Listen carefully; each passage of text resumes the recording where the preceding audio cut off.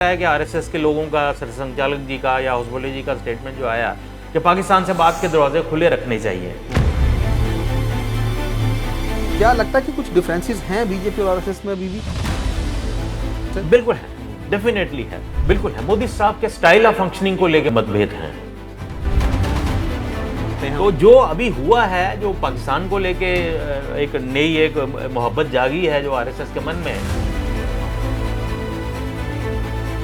तो सबसे आसान और सेफ तरीका बीजेपी के लिए भी ये है कि आरएसएस को ढाल बनाया जाए। RSS needs Modi ji more than Modi ji needs RSS. उन्होंने एक स्थिति बना दी है। क्या इम्पैक्ट लगता है कि उसका भारतीय राजनीति में पड़ेगा, क्योंकि उत्तर प्रदेश चुनाव जल्दी आने वाले हैं सर? तो आपको कहीं ना कहीं उसका जवाब तो देना पड़ेगा, एक्सप्लेनेशन तो होगी। अंतर्राष्ट्रीय स्तर पर क्या भारत इस वक्त अमेरिका के हाथ की कठपुतली बन गया है? बहुत सीरियस सिचुएशन है। सर, पाकिस्तान का शांति दूत बन जाना ये ठीक नहीं है भारत के विश्व में किसी को भी हजम नहीं हो रहा। आरएसएस के श्रेष्ठ नेतृत्व, जो मैं कह रहा हूँ, यही सोच के वो आगे बढ़ रहे हैं, तो उनको जरूर आगे बढ़ना चाहिए। भारत की स्थिति को रिडीम करना चाहिए। कि कहीं ना कहीं देखिए, पाकिस्तान को तो जरूरत है, लेकिन हम भी कब तक दरवाजे बंद करके बैठेंगे? ये आरएसएस के बयान का पाकिस्तान ने स्वागत किया है, मौका तो हमने दे दिया है। नमस्कार, मेरा नाम है जितेंद्र चौहान और आप देख रहे हैं स्टेट मिरर हिंदी। आरएसएस लगातार पाकिस्तान को लेकर तमाम तरह की बयानबाजियां सामने रखता रहा है। हालांकि आरएसएस अखंड भारत की बात हमेशा से करता रहा है, लेकिन अभी पिछले कुछ सालों में अगर देखा जाए तो आरएसएस का जो रुख है पाकिस्तान को लेकर थोड़ा बदलता हुआ नजर आ रहा है।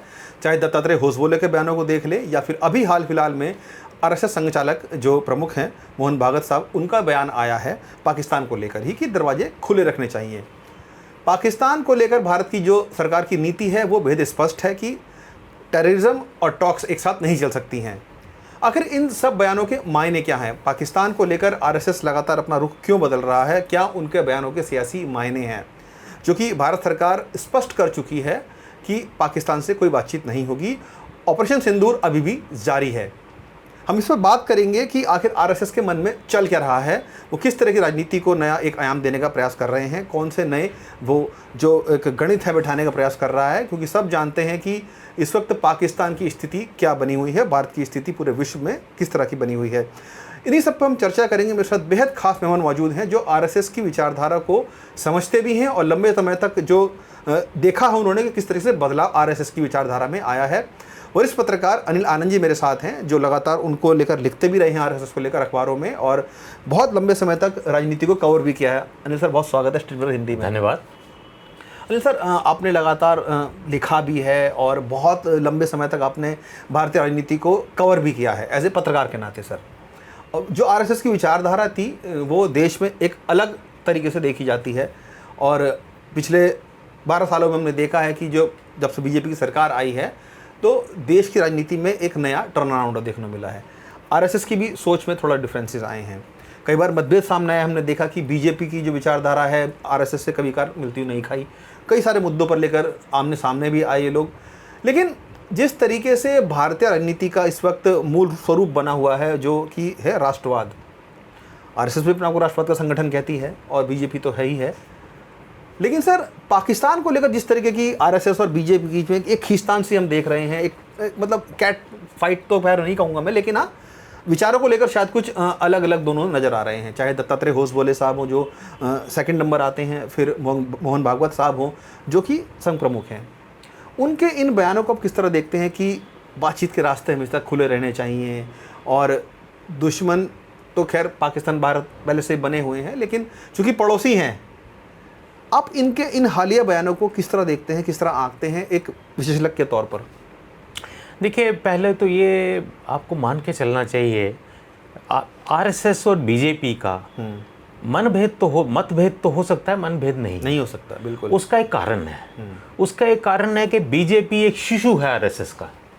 उनका एक पॉलिटिकल जो एक फ्रंट है वो आरएसएस ने बनाया है, उसका पहले भारतीय जनसंघ बीजेपी है। बिल्कुल। अब हुआ क्या है, जैसे आपने कहा कि हुसवाले साहब ने कहा, फिर अभी सरसंघचालक जी ने भी कहा, ये क्यों बदलाव है जी। देखिए, इसको पूरे पिछले 5-6 साल के जो एक अंतर्राष्ट्रीय सिनेरियो एक बन रहा है, उसके परिप्रेक्ष्य में इसको भी हमको देखना पड़ेगा। एक तो उस परिप्रेक्ष्य में हमारे देश की डिप्लोमेसी बिल्कुल बदली है। जो हमारी पहली मान्यताएं थी, हमारी जो एक वो कहते हैं ट्राइड एंड ट्रस्टेड चीज़ें थी, ट्राइड एंड ट्रस्टेड दोस्त भी थे, हमने उन सबको कहीं पीछे कर दिया। तो एक नई एक विचार, ये खाली इस पे पाकिस्तान को लेकर आप बात कर रहे हैं? मैं ओवरऑल करके फिर मैं पाकिस्तान पे आपको बताता हूँ कि ये क्यों हुआ।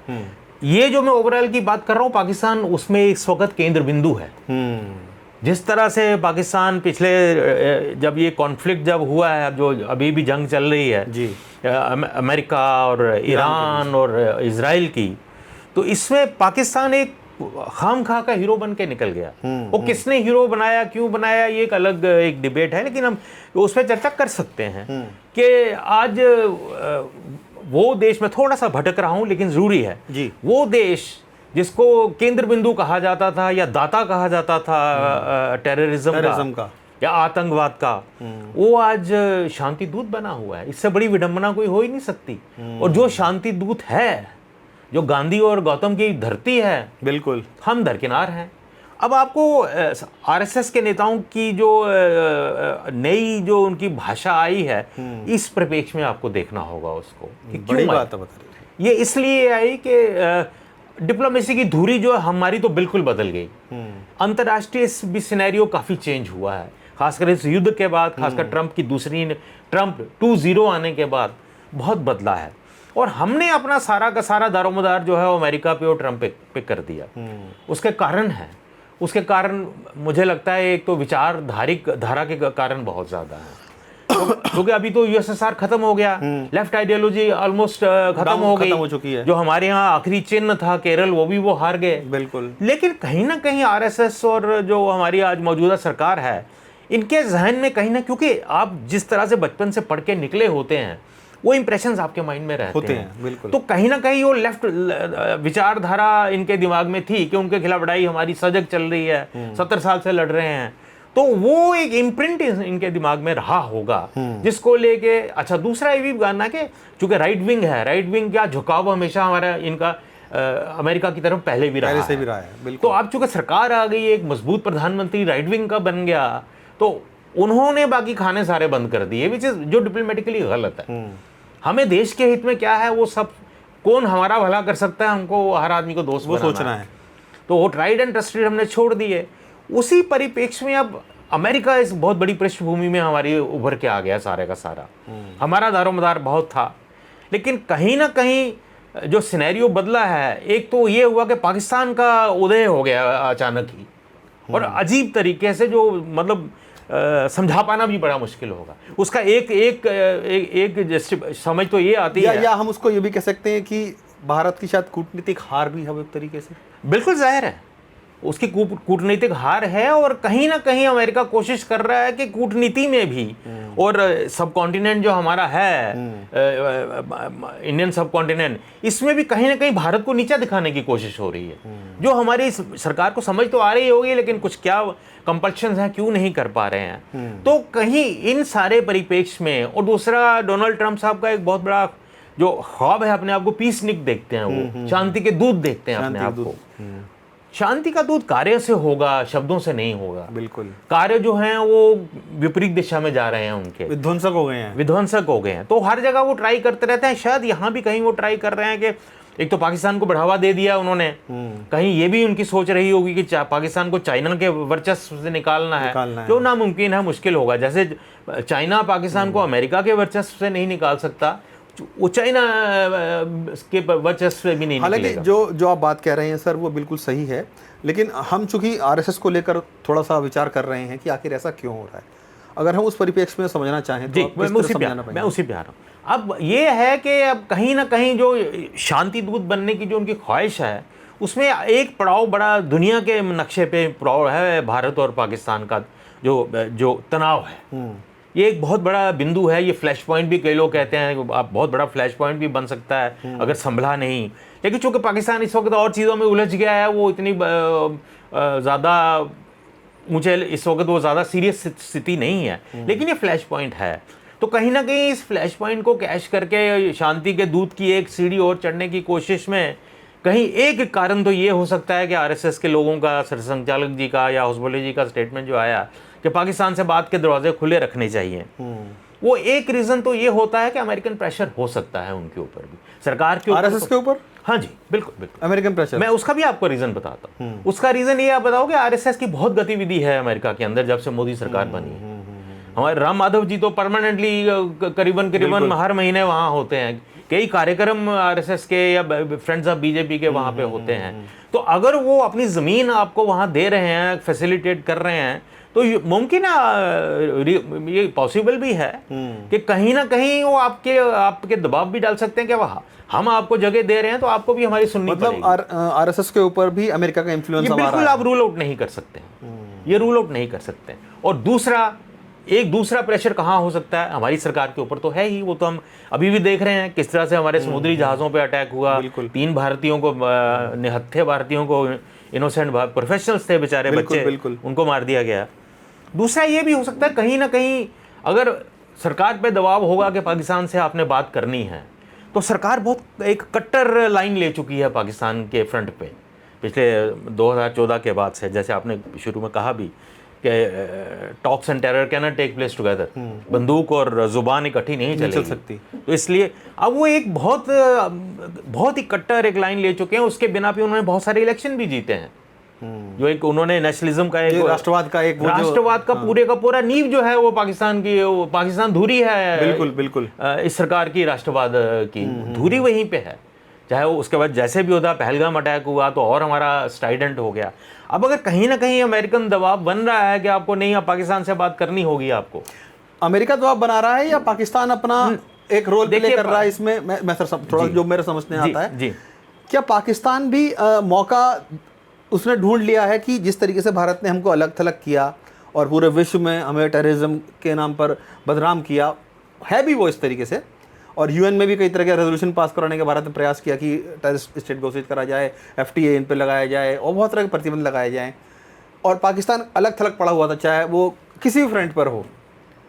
पीस टॉक के ज़रिए उनको एक रास्ता नज़र आ गया कि this can be our fielding goal, कि हम इस फील्ड पे खेल के गोल कर सकते हैं, और शायद वो उसमें कामयाब भी रहा। अमेरिका के उन्होंने खूब अपना विज़िट की, उनके मुल्ला मुनीर साहब ने, उनके शहबाज शरीफ साहब ने विज़िट करी, कहीं ना कहीं ट्रंप साहब को अपने एक बातों में फंसाया कि हम पीस टॉक करवाएंगे। और चूँकि भारत एक जाना जाता है शांति वार्ता के लिए, हमेशा पहल रही है उसकी, पाकिस्तान ने मौका इसमें ढूंढ लिया, और शायद भारत ने जो मौका था वो खो दिया।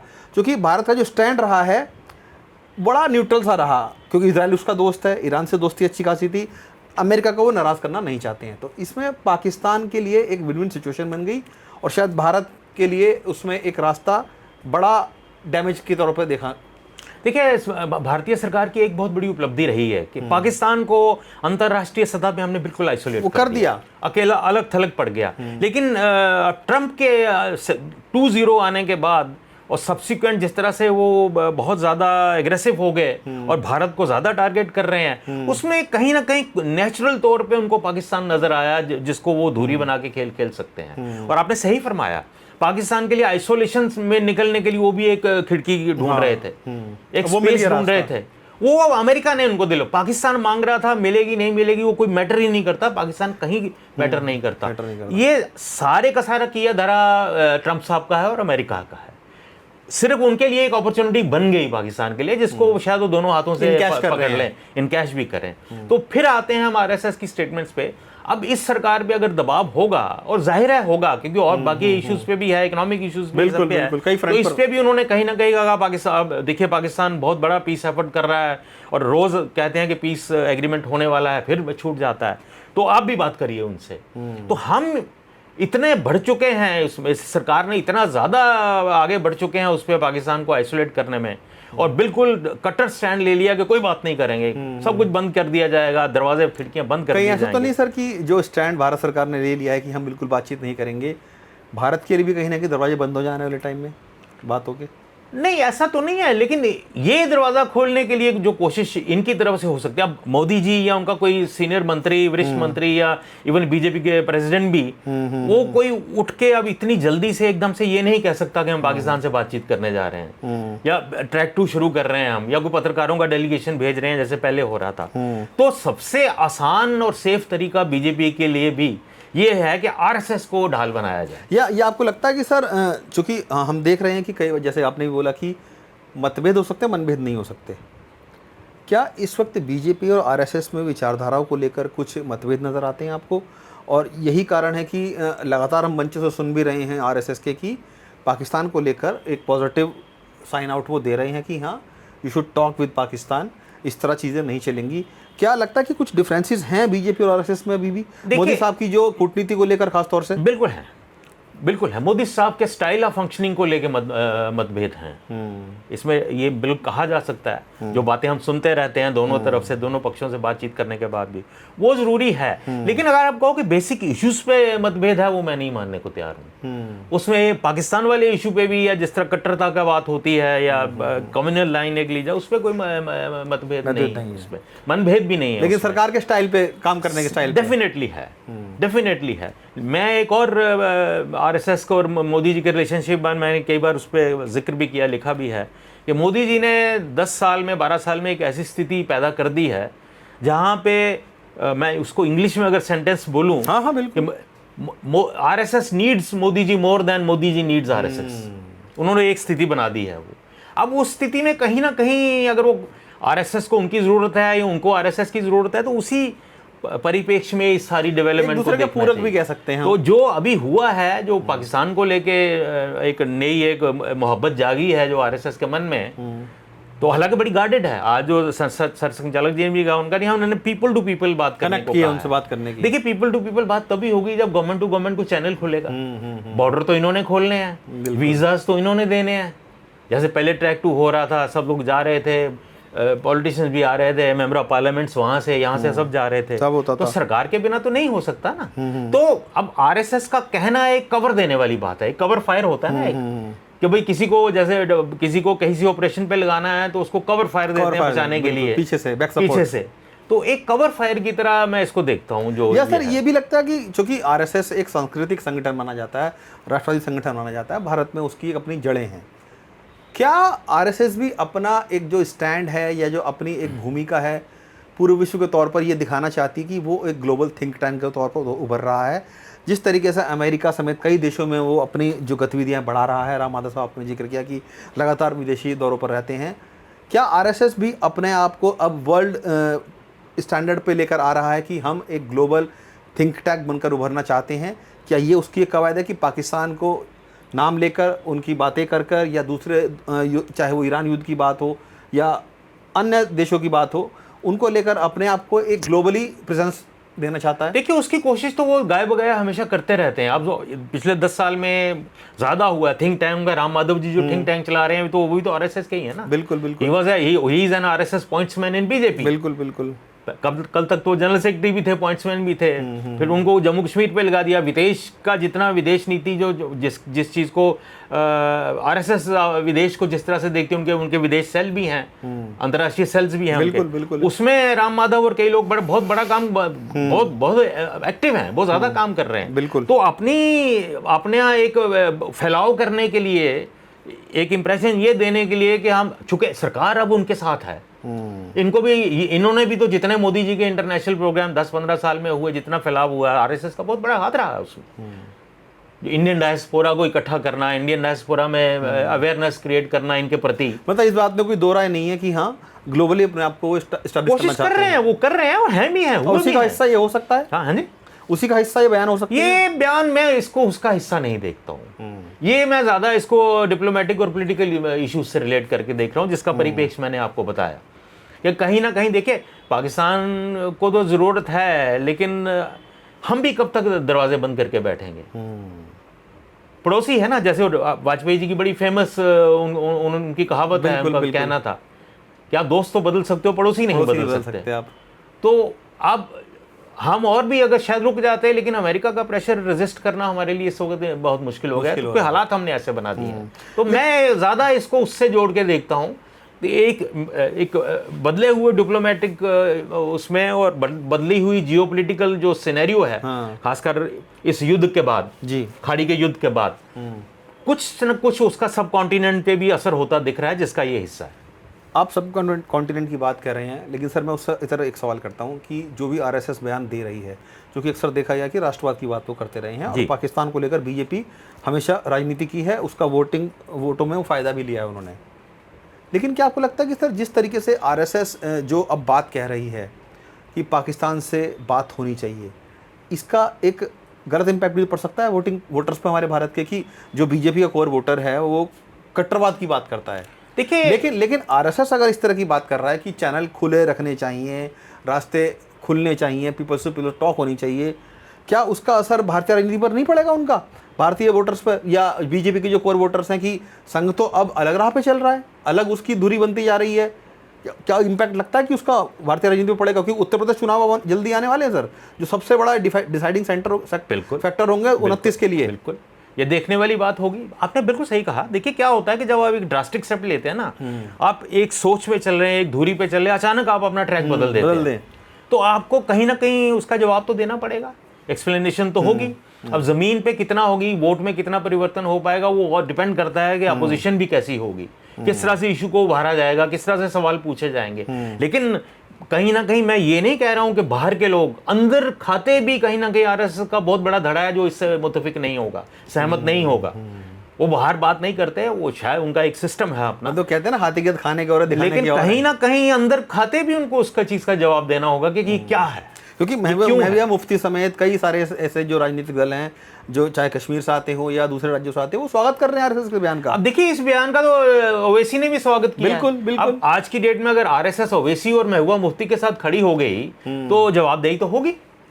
अब वो कितनी होगी जवाब, अपोजिशन इसको कितना उभारती है, कैसे चलाती है, कौन कितना कटघरे में खड़ा कर सकती है आरएसएस और बीजेपी को, वो सब देखने वाली बातें हैं। लेकिन डेफिनेटली आज हम और आप अगर ये डिबेट कर रहे हैं तो ये जाहिर है प्रश्न तो सिर्फ पॉलिटिकल पार्टी नहीं सर, भारतीय पूर्व वायु जो सेना अध्यक्ष थे नरवणे साहब, उन्होंने भी आरएसएस के इन बयानों को समर्थन किया था कि चैनल खुले होने चाहिए, बात होनी चाहिए।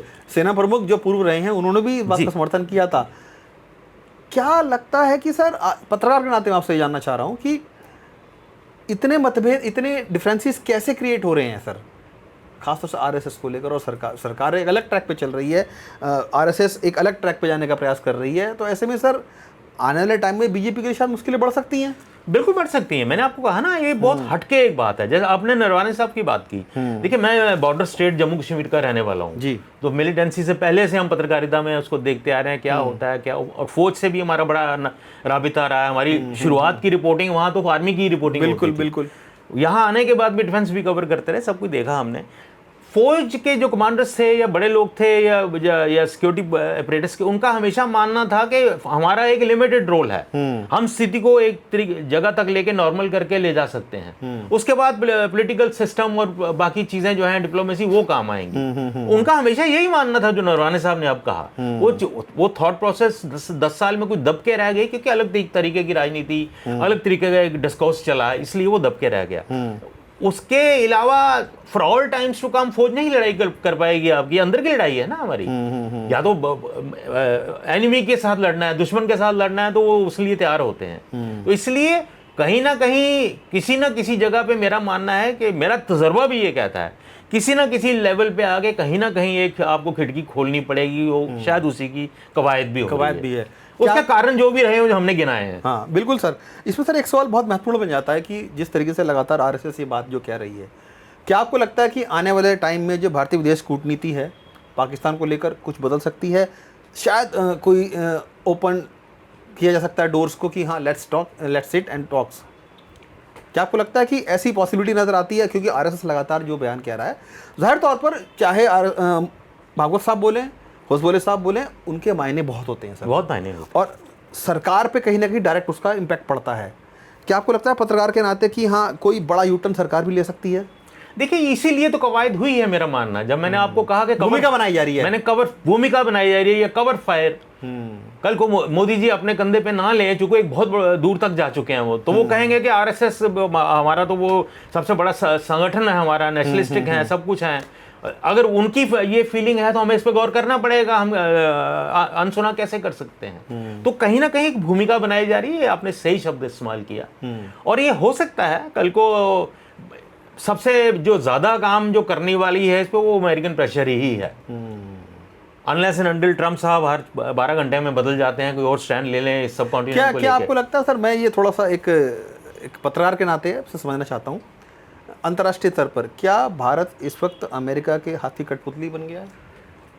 देखिए मैं तो भारतीय होने के नाते तो कभी नहीं मानूंगा, लेकिन कुछ रियलिटीज हो गई हैं, ग्राउंड रियलिटीज। मैं वही उसी की बात कर रहा हूँ आपसे, क्योंकि जिस तरह हमारा एक इतिहास रहा है, सरकार कोई भी हो, वाजपेयी जी की सरकार थी, बहुत वो भी थे, हम कभी भारत को किसी एक गुट के साथ जुड़े हुए नहीं देखा गया।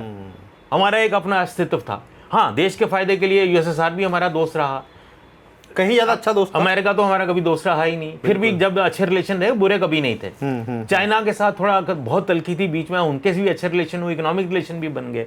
ये पहली बार हुआ है कि हम एक तरफ हो गए, हम नतमस्तक हो रखे हैं। नतमस्तक तो मैं नहीं होऊंगा अपने देश के लिए, लेकिन ये है कि हम देश के लिए हमें देखा जा रहा है हम किसी के साथ खड़े हैं। जो चर्चाएं चल रही हैं, जो स्टैंड लिए जा रहे हैं सर, हमें देखा जा रहा है कि सडनली भारत धर्मनिरपेक्ष की क्या नॉन अलाइनमेंट की बात करने वाला भारत एक ग्रुप के साथ खड़ा हो गया है, और वहां पे भी दबाव में है, नंबर 2 या नंबर 3 या नंबर 4 पे खड़ा है। पाकिस्तान हमसे आगे चला गया। तो इसकी एक तो बहुत ये बहुत सीरियस सिचुएशन है। पाकिस्तान का शांति दूत बन जाना ये ठीक नहीं है भारत के विश्व में किसी को भी हजम नहीं हो रहा होगा। हमारे चाहे जो भी लोग करें, जो लोग पावर में हैं, उनकी क्या कंपल्शन है मैं नहीं कह रहा हूँ। ये अमेरिका में भी ट्रंप को छोड़ के या उसके भक्तों को छोड़ के किसी को हजम नहीं हो रहा कि पाकिस्तान शांति दूत और भारत बाहर है। क्या आपको लगता है कि सर ये थ्योरी जो बन रही है, अगर आरएसएस के श्रेष्ठ नेतृत्व, जो मैं कह रहा हूँ, यही सोच के वो आगे बढ़ रहे हैं, तो उनको जरूर आगे बढ़ना चाहिए, भारत की स्थिति को रिडीम करना चाहिए। सर क्या लगता है कि आपको ये बैड कॉप गुड कॉप की एक रेस चल रही है? देखिए बैड कॉप, हम तो बैड कॉप कहते ही हैं पाकिस्तान को, और गुड कॉप अब कैसे कहेंगे गुड कॉप, उसी का रास्ता निकलने की कोशिश की जा रही है। क्या अल्फाज, अच्छा डिप्लोमेसी में भी हमारे को मुझे दम तो नजर आ नहीं रहा, बहुत ढुलमुल हो गया काम। बिल्कुल, diplomacy is a play of words. बिल्कुल, और एक्शंस का वो है सर। हमने बहुत देखा है, वाजपेयी जी की भी देखी है, इंदिरा निक्सन की भी देखी है, बहुत लोगों की देखी है हमने। तो किस तरह से शब्दों के जाल में उलझा दिया जाता है, हम उसमें भी विफल होते हैं, कहीं नजर आ रहे हैं। कहीं ना कहीं शब्दों से ही जवाब दिया जाता है। बिल्कुल, हमारे रिएक्शंस भी ऐसे आ रहे हैं, आप तो कवर भी करते होंगे एक्सटर्नल अफेयर्स मिनिस्टर की ब्रीफिंग्स भी, कि क्यों कंसोलिडेटेड एक डिप्लोमेटिक हमारा रिएक्शन नहीं होता है लेके, जिसमें डिप्लोमेटिक रिएक्शन में हमें हमारी अपनी इज्जत झलकनी चाहिए। बिल्कुल बिल्कुल। तो वो कहीं बहुत डिफेंसिव से हो गए हैं डिप्लोमेसी में भी। शांति के पुजारी तो हम हैं, लेकिन डिप्लोमेसी तो हमारी भी बहुत खूब रही। बिल्कुल बिल्कुल, बड़े दिग्गज रहे हैं हमारे डिप्लोमेसी, नो डाउट सर। चाहे पहले हो, चाहे वाजपेयी के दौरान हो, चाहे अब भी हैं अच्छे लोग, मैं नहीं, लेकिन क्या प्रेशर्स हैं, क्यों नहीं कर पा रहे हैं, ये अब it's a matter of investigation. Sir मेरा आखिरी सवाल आपसे चलते चलते, चूँकि सर हमने देखा है कि आरएसएस की तरफ से लगातार बयान आते हैं। 2022 में सर संचालक मोहन भागवत जी की तरफ से एक बयान आया था, जिसमें उन्होंने बोला था कि विभाजन को निरस्त कर देना चाहिए, आपको अगर याद हो तो। और अब इस तरह का बयान आना क्या कॉन्ट्रडिक्ट कर रहा है सर? बिल्कुल कॉन्ट्रडिक्शन है, बिल्कुल कॉन्ट्रडिक्शन है। या तो कॉन्ट्रडिक्शन है, या मुझे लगता है कि reality has dawned upon them, कि अब वो असलियत को पहचानने रूबरू हो गए हैं। देखिए घड़ी की सुइयां वापस नहीं ली जा सकती, क्योंकि वो बयान बहुत दो जर्मन मिल गए, जर्मन और सिनेरियो के लोग कहते हैं वो मिल गए तो हम भी मिल सकते हैं। मिलना चाहिए, मैं नहीं कह रहा हूँ, हमारे ही लोग थे, हम भी, वो भी, सबके नुकसान हुए, करोड़ों लाखों लोग मारे गए, लेकिन हमारी परिस्थितियां बहुत अलग हैं, हमारी स्ट्रेटेजिक पोजीशन बहुत अलग है। जर्मन की कोई स्ट्रेटेजिक पोजीशन ही नहीं थी। हमारे तीन तरफ से चार तरफ से दो तो हमारे दुश्मन है, पाकिस्तान भी है, चाइना भी है, यूएसएसआर है, तो हम बड़े स्ट्रेटेजिक एरिया में, और अमेरिका वहां से कंट्रोल कर रहा है, क्योंकि क्यों पाकिस्तान से मोहब्बत दिखा रहा है, पाकिस्तान बड़ा स्ट्रेटेजिक है उनके लिए, क्योंकि चाइना का वर्चस्व बढ़ रहा है तो अमेरिका। या ये भी लगता है सर आपको कि पाकिस्तान जिस तरीके से कई फ्रंट पे घिरा हुआ है, इकोनॉमिक बहुत लॉस में है वो अभी, और अफगानिस्तान के साथ अलग उसकी लड़ाई छिड़ी हुई है, और अंदरूनी हालत उनके बहुत ख़राब हैं। क्या ये मौका देखकर सरसंघचालक मोहन भागवत जी ने ये बयान को दिया है कि आप इस वक्त, क्योंकि पाकिस्तान एक बहुत बुरे दौर से गुजर रहा है और वो अपने आप को एक बहुत अच्छा नेशन बनाने का प्रयास दिखाने की कोशिश, हम शांति दूत हैं। देखिए मौका तो हमने दे दिया उनको, और शायद अब आरएसएस की तरफ से भी ये मौका देने का प्रयास किया जा रहा है कि आप भी कोई मौका निकालिए और इसको क्या कहते हैं, सबोटाज कीजिए। आरएसएस के नंबर 1 और नंबर 2 दोनों के बयान का पाकिस्तान ने स्वागत किया है। मौका तो हमने दे दिया है। अब वो किस तरह से उसको देखते हैं, अमेरिका किस तरह से उनको कहता है कि कौन सी खिड़की आपने भी खोलनी है, कैसे चलना है, मौका तो उनको मिल गया है। और मुझे लगता है कि जो उनके अंदरूनी हालात हैं, अगर अपनी थोड़ी दुरुस्तगी कर लें अंदर, वो जो उनका जो टेररिस्ट एलिमेंट जो पनप रहा है वहाँ पे, जिनको वो सब कुछ देते हैं और बनाते हैं, अगर उनको कंट्रोल कर लें तो उनके लिए भी अच्छे फायदे की स्थिति है उनकी। तो उनका अगर अमृतसर का बॉर्डर ही खुल जाए तो अरबों रुपए का ट्रेड होता है वहाँ से। तो वो जो आरएसएस के श्रेष्ठ नेताओं ने जो स्टेटमेंट्स ली हैं, पाकिस्तान को उन्होंने मौका दे दिया है सोचने का। बिल्कुल, इस बात में कोई दो राय नहीं है कि भारत की तरफ से लगातार जो बयान आए हैं आरएसएस की तरफ से, उन्होंने एक बैकडोर चैनल खोलने का प्रयास ज़रूर किया है, लेकिन सरकार क्या उसको ओपन डोर की तरह खोल के रखेगी या बातचीत करेगी, वो देखना बहुत दिलचस्प होगा। लेकिन प्रेशर कहीं ना कहीं अमेरिका का इस पूरे सिनेरियो में नज़र आता है कि जिस तरीके से अमेरिका बैकडोर पे आरएसएस की तरफ से आरएसएस को हिंट दे रहा है या इन्फ्लुएंस करने का प्रयास कर रहा है कि आप भारत पाकिस्तान को लेकर बात शुरू करवाइए, ताकि भविष्य में जो दोनों देशों की राजनीति है वो सुगम हो सके, दोनों देशों का व्यापार बढ़ सके और जो मनमुटाव है वो दूर हो सके, उसकी शायद पहल करने का प्रयास है। लेकिन इतना आसानी रहने वाला है नहीं, क्योंकि भारत का स्टैंड बिल्कुल क्लियर है कि talks and terrorism can not place at the one place. Anil sir, बहुत शुक्रिया हमसे बात करने के लिए और सारी जानकारी शेयर करने के लिए। बहुत धन्यवाद।